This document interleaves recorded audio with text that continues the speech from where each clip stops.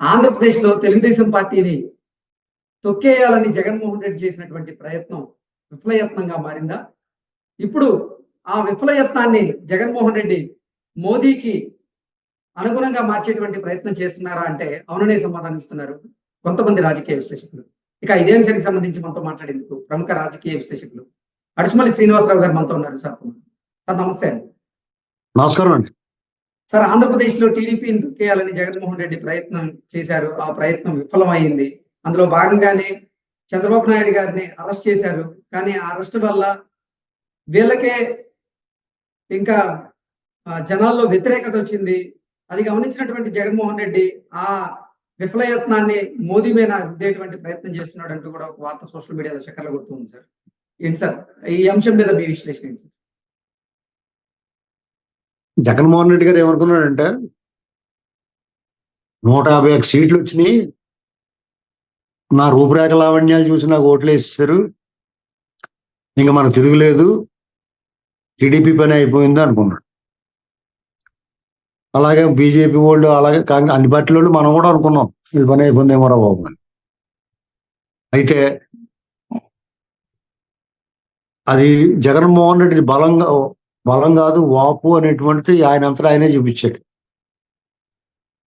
తనకేమి ప్రజల మీద ప్రజలు ప్రేమ చూపించారు, కానీ నాకేం ప్రేమ లేదు ప్రజల మీద అని ఎవరైతే మద్దతు ఇచ్చారో వాళ్ళని ఏపుడేసి తినేస్తున్నాడు. ఏపుడేస్తున్నాడు అవి అన్ని రకాలుగా. ఇక దాని మీద రోజు మాట్లాడుతున్నాం కాబట్టి ఆయన కొత్తగా మనం ఏమి ఇబ్బంది పెట్టాడు చెప్పుకోకలేదు, రోజు మాట్లాడుకుంటాం కదా. ఇక ఆయన మాట్లాడిన అబద్ధాలు, ఇచ్చిన మాట నిలబెట్టుకోవట్లేదు, మాట తప్పడం మడం తిప్పడం అనేటువంటిది ఆయన బాగా అలవాటైపోయింది. ఇవన్నీ స్పష్టంగా నిరూపించాడు. ఆయన వచ్చి మోసం చేస్తున్నాడు. ఇలాగ ఆఖరికి అంబేద్కర్ గారి విగ్రహం దగ్గరికి కూడా ప్రజలందరినీ తప్పుదారి పట్టించే వ్యవహారమే మాట్లాడుతుంది. ఈ లోపల టీడీపీని ఏం చేద్దాం అనుకున్నాడు, ఈ 4.5 ఏళ్ల నుంచి టీడీపీ కేడర్ని భయభ్రాంతులు గురి చేయడం, దాడులు, దుర్మార్గాలు, కొట్టడం, ఊళ్ళ నుంచి తరిమేయటం, ఎవరన్నా కేసు పెడితే తిరిగి వాళ్ళ మీద కేసు పెట్టడం, ఇవన్నీ చేశారు. అయినా వాళ్ళు ఎక్కడ జడవలేదు. ఈ ప్రజా వ్యతిరేక నిర్ణయాలకు వ్యతిరేకంగా టీడీపీ నాయకులు కేడర్ బయటకు వస్తే వాళ్ళ మీద కేసులు పెట్టడం, వాళ్ళు హౌస్ అరెస్టులు చేయడం, వాళ్ళు గొంతు నొక్కే ప్రయత్నం చేశారు. అలాగే లోకల్ బాడీ ఎలక్షన్స్ లో ఎవరిని పాల్గొకుండా కనీసం నామినేషన్ కూడా వేసే పరిస్థితి లేకుండా చేశాడు. దానికి తోడు దొంగ ఓట్లు, లైట్లు ఆరిపేసి ఫలితాలు. ఇప్పుడు నామినేషన్ వేయనివ్వలేదు, ఒకవేళ నామినేషన్ వేసేయడంకో ప్రచారం చేసుకునేవాడు. సరే అయినా సరే ప్రచారం చేసుకోగలిగేయడంకో పోలింగ్ సరిగ్గా చేసుకునేవాడు, ఓటింగ్కి రానివ్వకుండా ఇబ్బంది పెట్టేశారు. అయినా దాన్ని కూడా అధిగమించారు వీళ్ళు, లైట్లు ఆరిపేసి ఫలితాలు. అంటే ఇన్ని స్టేజీలు దాటుకుని కూడా గెలిచారు కొంతమంది. అంటే ప్రజల్లో ఎంత మద్దతు ఉంది టీడీపీకి, అతను దాన్ని ఎంత పాడు చేద్దాం అనుకున్నా కానీ ఎంత లేకుండా చేద్దామని అతను చేయలేకపోయాడు. పైగా ఇతనైనా పరిపాలన ఎలాగుందంటే చాలా అధ్వానంగా దరిద్రంగా ఉంది. మరి ఆటోమేటిక్గా ప్రజల్లో వ్యతిరేకత ఉంటుంది ప్రభుత్వం మీద. అది కాకుండా ఈయన పాలన చంద్రబాబు నాయుడు గారి పాలన పోల్చుకుంటారు. చంద్రబాబు నాయుడు గారి పరిపాలన మనశాంతిగా ప్రశాంతంగా ఉన్నారు, హాయిగా ఉండాలి పని. ఇదేమో దినదిన గండం, రోజు ఏంటి ఎప్పుడు ఏ ప్రమాదం వస్తుందో బాబు అన్నట్టుగా భయంగా బిక్కుమంట పోతున్నారు. ఆఖరికి ఆస్తులు కూడా లాగేసుకునే ప్రయత్నాలు జరుగుతున్నాయి ఇప్పుడు. ఇలాంటి పరిస్థితుల్లో ఇక మనం ఆపలేరు బాబు అని చెప్పేసి చంద్రబాబు నాయుడు గారి జనంలోకి వెళ్తే ప్రభుత్వం స్పందన వస్తుంది. లోకేష్ గారి పాదయాత్ర సూపర్గా ఉంది. ఇవన్నీ ఆగిపోవాలంటే ఈ లోపల అరెస్ట్ చేస్తే ఏదో కేసు ఎట్టి ఇవన్నీ ఆగితే తాత్కాలికంగా అని అనుకున్నాడు. వాళ్ళు కూడా కేడర్ కూడా జడిసిపోతారు నాయకులు. అదిని చంద్రబాబు నాయుడు గారిని అరెస్ట్ చేశారు, మనమంతా ఏదో ప్రమాదం అని చెప్పి సైలెంట్ అయిపోతారేమో అనుకున్నాం అని ఆ దుస్సాహసం చేశాడు. చంద్రబాబు నాయుడు గారిని అరెస్ట్ చేశాడు. ఎలాంటి కేసులు, ఇసుక ఫ్రీగా ఇచ్చాడని, స్కిల్ డెవలప్మెంట్ రూపాయి కూడా మనీ ట్రయల్ లేని ఈయన దగ్గర రూపాయి కూడా ఈయన మీద ప్రూవ్ అవ్వలేదు, అప్పటికప్పుడు జాయిన్ చేసి కేసులో పెట్టి ఇలాగ రకరకాల రోడ్డు లేకుండా ఎన్ఆర్ రింగ్ రోడ్డు ఇలాంటి కేసులు అన్నమాట. అక్రమ కేసులు తేలిపోతున్నాయి. జడ్జీలకు కూడా ఏం చెప్పాలో తెలవలేదు. అలాంటి పరిస్థితుల్లో జనాలు అందరూ వాళ్ళకి ఫుల్ రివర్స్ అటాక్ అయింది. చంద్రబాబు నాయుడు గారి మీద ప్రేమ అమాంతం పెరిగిపోయింది అందరికన్నా.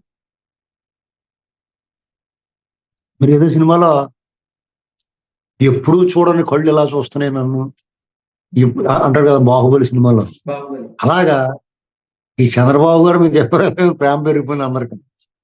ఈ ఎక్కడెక్కడ వాళ్ళ జనాలు బయటకు వచ్చేసరి బిలబిలమంట బయటికి ఆయనకి మద్దతుగానే. ఇప్పుడు మీలాంటి కుర్రోళ్ళకి చంద్రబాబు నాయుడు గారి విలువ తెలియదు. ఎందుకంటే మీరు చూడలేదు ఆయన పరిపాలన. ఆయన ముఖ్యమంత్రిగా ఉమ్మడి రాష్ట్రానికి ముఖ్యమంత్రిగా ఉన్నప్పుడు మీకు ఏ 10 ఏళ్ళు 5 ఏళ్ళు ఉంటాయేమో. అలాంటి వాళ్ళకి మీకు ఏం తెలుస్తుంది? మీకు ఎంతసేపు ఆ రాజశేఖర రెడ్డి మొఖమే కనపడుతుంది పంచికట్టు తిని మళ్ళీ ఏమవుతున్నాడు రా బాబు అనుకునేవారు మీరు. కానీ మరి చంద్రబాబు నాయుడు గారు కృషి, పనిచేసే ముఖ్యమంత్రి, ప్రజల వద్దకు పాలన, ప్రజలతో ముఖ్యమంత్రి కార్యక్రమాల్లో ఒకే ఒక్కడు సినిమా ఈయన చూసి తీశారు. ఇలాంటి సినిమాలో చూసి ఎంజాయ్ చేసి ఉంటారు కానీ రియల్ హీరో ఇతను. జన్మభూమి, నీరు మీరు, ఇంకుడు గుంతలో, ఇలాంటి కార్యక్రమం, పనికి ఆహారం, అవన్నీ ఇప్పుడు రకరకాల పేర్లతో వేరే పథకాల పేర్లతో నడుస్తున్నాయి.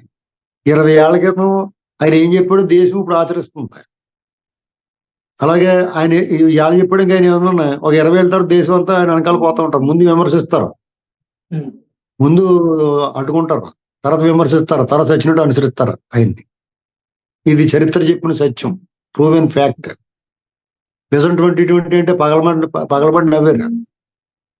ఇవాళ విజన్ 2020 నవ్విన వాళ్ళు అందరిని తీసుకెళ్తే వాళ్ళకి బొరబాడైపోయి జనార్దన్ రెడ్డి పెట్టాడు, ఆ రెడ్డి పెట్టాడు, ఈ రెడ్డి పెట్టాడు అని గోళ్ళ మీద తోసేస్తారు. ఈయన పేరు ఉండకూడదు. అక్కడ కూడా ఒప్పుకోరు. కళ్ళ ముందు నిజం కనపడుతుంది కానీ ఒప్పుకోవడానికి మనసు రాదు వాళ్ళకి.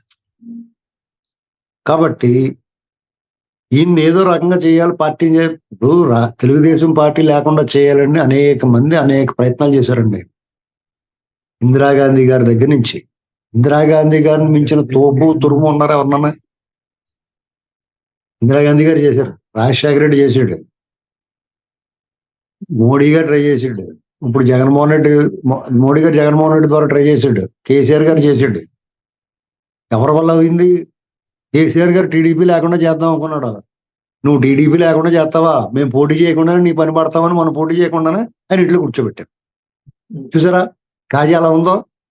కాకినాడ కాజీ ఎలా ఉంటుందంటే పైకి ఎండిపోయినట్టు ఉంటది, ఆరిపోయి కొరకగానే లోపల జ్యూస్ కారిపోతూ ఉంటుంది, మీద బట్టల మీద పడిపోతుంది.